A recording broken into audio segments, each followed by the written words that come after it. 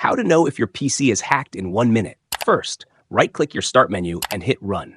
Type in MRT and press Enter. This actually opens a built-in Microsoft tool specifically for removing malicious software. Once it pops up, hit Next. Now, if you're in a rush, just pick Quick Scan. It hits all the usual hiding spots for malware and only takes a few minutes. If you've been seeing some really glitchy behavior though, go for the full scan later. It takes a few hours but cleans out every corner. For now, let's stick to Quick.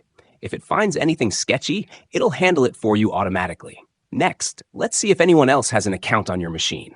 Right-click your Start menu and hit Run to open that run box again. But this time type netplwiz. This shows you every single user profile on your Windows system. Scan that list.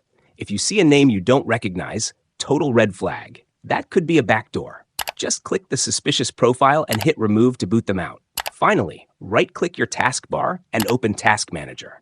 Over on the left, click the Startup Apps tab. I like to click the status column so all the enabled apps jump to the top. Look through these. If you see an app you didn't install or something with a gibberish name, right-click it and hit Disable. This stops it from automatically running the second you turn on your PC, which is exactly how sneaky malware stays active. And that's it.